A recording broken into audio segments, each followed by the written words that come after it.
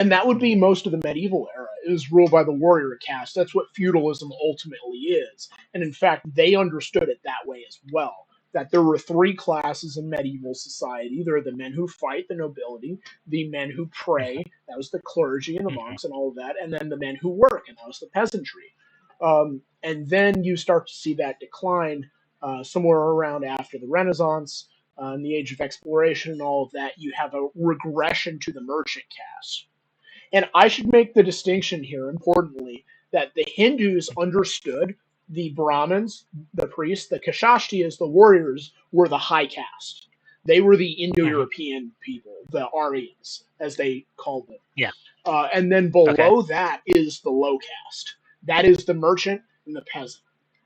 Um, and so the merchant gets control, and you see that with the Enlightenment era, laissez-faire Mhm. policy, and things like that. Mhm. That's when trade became very popular in the East India Company and all that. That is the merchant class, Or and just yeah, they they start are to become not only as rich but richer than nobles. right, and In that that is transition.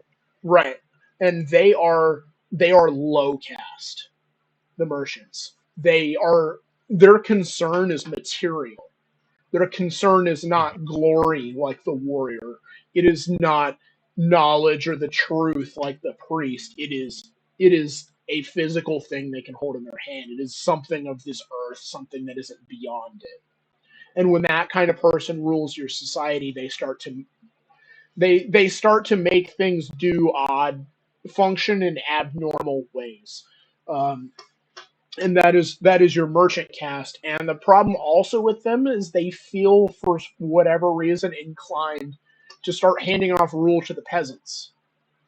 And rule by the Mhm. peasant caste, that is what Sam Francis in Leviathan and His Enemies would call the managerial regime, managerial elite. The bourgeois would be the merchant caste. They were supplanted by the managerial class, who took over. And as Nietzsche said, the domestic animal knows only the needs of the domestic animal. You have the Mhm. people. Um, the quote from Hitchhiker's Guide to the Galaxy: "They don't think; they just run things." Like that is the managerial elite. They're Mhm. Those midwits, are the or bureaucrats in a nutshell. right. That is the bureaucracy taking over. You have hard regimes like Germany in World War II or the Soviet Union, and Mhm. then you have soft regimes like ours. Um, Mhm. and in all cases, that is ruled by the peasant caste. That is, we can put in enough laws to regulate our way into a utopia, and it never really ends up that way. Um, Well, I'll even put it in another way that it's actually impossible.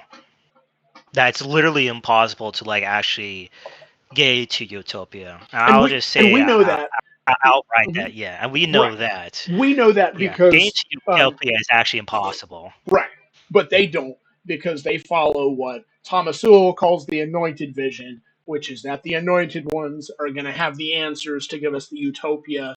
If the backwards people like Gandalf in the Fellowship of the Ring would just step aside or go away somewhere, then Sauron could complete his objective, and then we'd live in that